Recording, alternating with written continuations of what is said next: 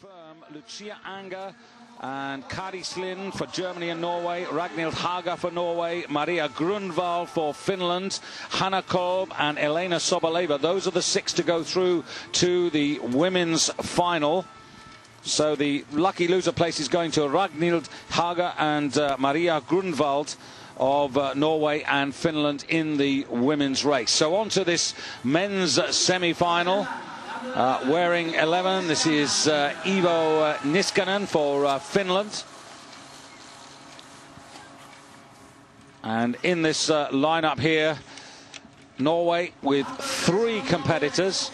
And this is Simon Lanes, or Lanes, I should say. And next to him, on the near side, or getting near to you, Emil Iversen for Norway. And should be one more. Here it is, wearing 1, the fastest qualifier, Sonor Turvel Fosli. So Fosli and Rifat Safulin for Russia. 3 Norwegians, a Finn, a Russian and an Austrian in this. Dominik Baldalf.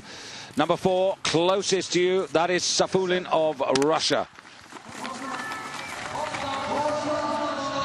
Really strong start by the Norwegians there, looking for that edge going up the hill around this first left-hander here. And just checking there, Fosli, that he wasn't going to impede the Russian, and in a sense that gave the advantage. Going up on the outside there, that's Dominik Baldalf of Austria in the black, red and white strip. And, oh, now, what's happened here? Full start. Now,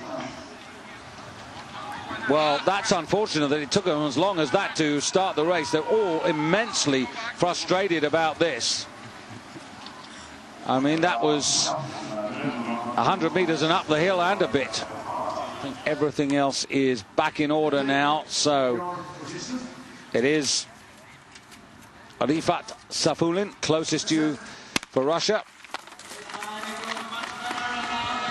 And that looked perfectly okay. Clock is running.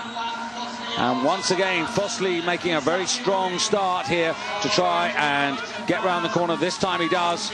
The Russian is after him. And once again, Dominik Baldalf coming up on the outside. It's almost a repetition of tactic there.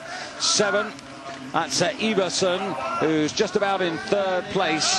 The Austrian right on the outside. Fosli now challenging Safulin on the right of your picture there.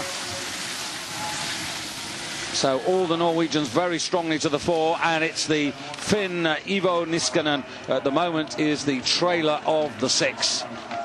Longer course here for the men by a couple of 100 meters. So up they come, and Norway taking charge here now.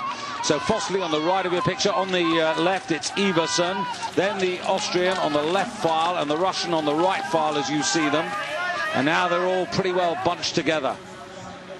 Just at the back now, that's Simon Lanes for Norway. But Indian file, but still, any of them are, if good enough, they're close enough at the moment.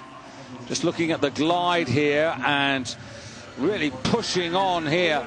The front 2, Fosli and Iversen, coming round into this stadium. 6 million euros invested in the regeneration of the stadium here, the building of the new ski jumping hill.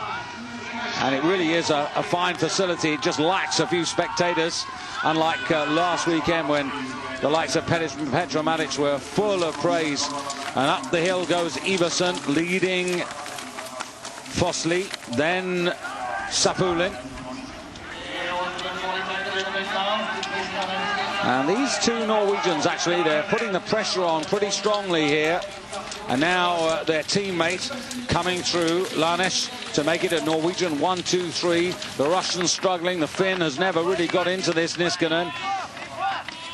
And Austria's man, Dominik Baldalf, now looking slightly pedestrian, I have to say. The Norwegians have really put some pace into this race now.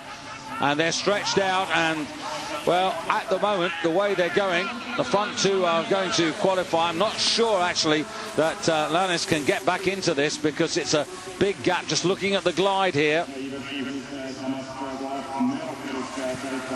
Iversen up front, double polling on the glide there. That's Fossley. Also, Lannes. Very little opportunity on this course to get any sort of rest in at all. If it's not up, it's down. This is the one area when you come into the finish, this long finish, which is the opportunity to double pole here. And it's a Norway 1, 2, 3 here, but only 2 of them by right will earn their place into the final. And nobody's going to take this away from the Norwegians. They're definitely going to get the places here. It's all about Fossley and Iversen coming towards the line here now.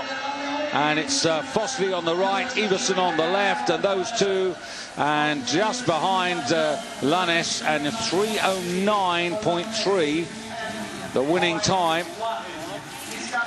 04, that makes Lannes time there 3:10.1 to keep in mind for maybe a lucky loser spot. But it all comes down, in fact, to the second semi-final,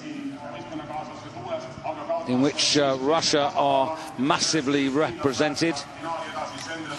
Germany and Sweden and Norway also involved. So, well, they're saying that Lannes and Niskanen are in lucky loser spots, but I think that's a bit premature. But they could easily be pushed out of those. 13 here, this is Dmitry Golub for Russia. First Junior Worlds for him. Wearing 12, Alexander Volz for Germany. And then after Volz, number 5 here, the one Norwegian. This is Sindre Skar. The men who dominated, I'll tell you about them in the freestyle race. That's Ustigov, who was 14th in the Junior World Town Free, and this is Gleb in picture. The Junior World 10 Free, the first of the races, and away we go. And Gleb, the Russian who really should feature here, already a gold medalist in the, or I should say featured very strongly earlier on, and should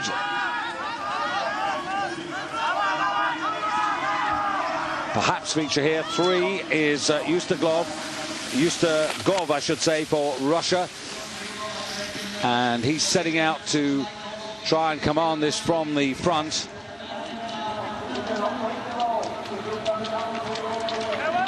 So double polling up there now into this stride, finding their rhythm now. 2 right behind, that's Gleb Aretik for Russia in the blue outfit. 5 behind, that's Skar for Norway. Then you have in 14 Gustav Eriksson for Sweden.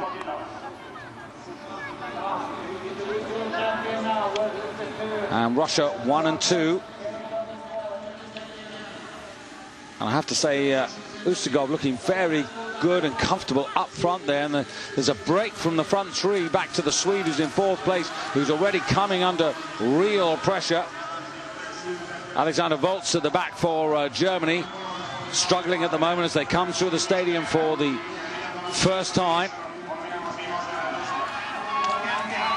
And real pressure being applied here from the front 2, and Ustigov it is who's leading up there from Retivka of Russia, and then Skar of Norway in 3rd place.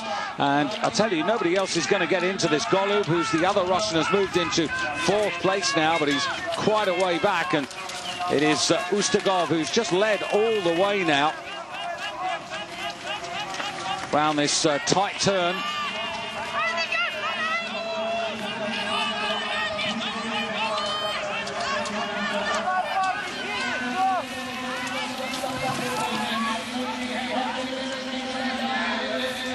Arik Bransdal, of course, was the men's winner over the past weekend in the World Cup, with Ola Viggen Haderstad of Norway in second place. Norway with strong representation always in the sprints, but at the moment the Russians are really looking the force here. And Scott, down he goes, really struggling there, just too much weight on that inside ski. And has he, oh, he's in all sorts of trouble, and it's a Russian 1-2-3 now, as even Volts goes past him. So anxious was he to try and close up with the front two Russians, and now he finds himself back in 5th place. What a pity, because this is Russia all the way. And the man who's led this, Sergei Ustugov, wears 3. They're just taking it easy coming in here now, just leading up, saving their energy.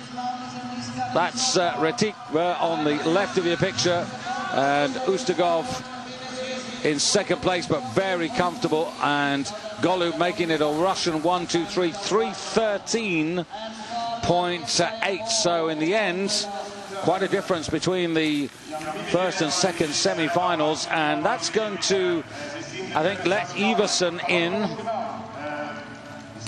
Iversen is surely going to get in, and also, just looking at this, I would say Simon Lanes is going to go through.